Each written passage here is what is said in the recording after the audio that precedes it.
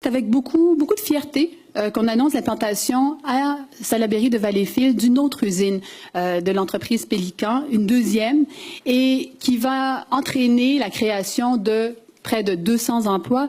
200 emplois répartis d'abord dans l'usine, mais également 20 emplois qui vont être créés au niveau du siège social qui est à Laval. On annonce également qu'il y aura une contribution non remboursable de 2,1 millions de dollars qui va être faite par le gouvernement du Québec par l'entremise d'Investissement Québec. Et comme vous le savez sans doute, le Fonds de solidarité s'est joint à nous en novembre dernier. Et mon frère et moi, on se fait appeler au moins une fois par semaine par des Américains pour acheter l'entreprise. Ça fait déjà plusieurs années.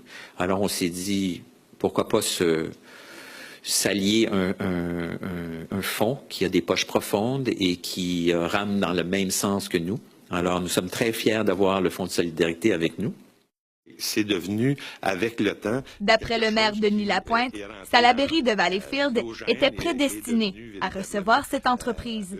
Projet Campy-Valenciennes. On avait, une année auparavant, publié une brochure pour parler de destination Salaberry de Valleyfield, pour parler de l'ouverture du canal et de l'attrait qu'on a pour le nautisme et du développement nautique sur notre territoire.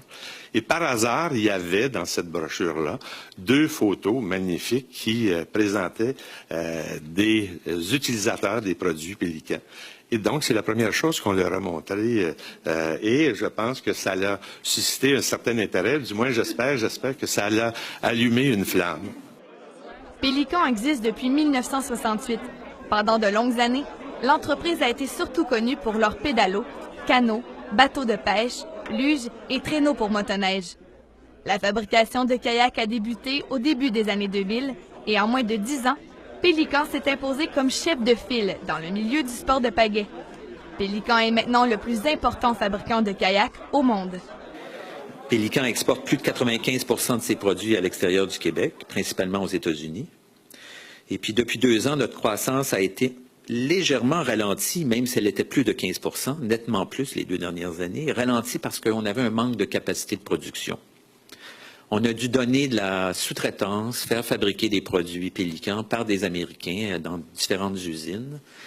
Et puis, atteignant un certain volume, on s'est assuré que pour investir 25 millions à Valleyfield, nous avions un volume nécessaire. Et puis, nous pourrons, comme ça, rapatrier la production qui est faite aux États-Unis actuellement, ici à Valleyfield, en plus de développer de nouveaux produits, parce que ça va nous laisser beaucoup plus de capacité de développement aussi. À Laval, notre usine étant implosant, en fait, si je puis dire, nous permettait pas de développer de nouvelles façons de faire suffisamment de recherche-développement. On en faisait, mais de façon au ralenti. Ce que l'usine de Valleyfield va pouvoir nous libérer.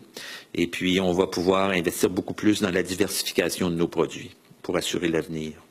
Quand je regarde Pélican et je vois qu'une grande majorité de ce qui est produit ici va à l'international, ça veut dire que vous êtes un modèle pour nous au niveau québécois. Nous avons besoin d'entreprises comme la vôtre. Nous avons besoin d'avoir un niveau d'ambition décuplé au Québec. J'aimerais féliciter l'ensemble de l'équipe de Pélican International et vous dire que je vous souhaite un grand succès. Pour moi, ce projet marque le début d'une croissance encore plus agressive, car mon frère et moi ne sommes pas prêts de prendre notre retraite. Sur ce, je vous remercie.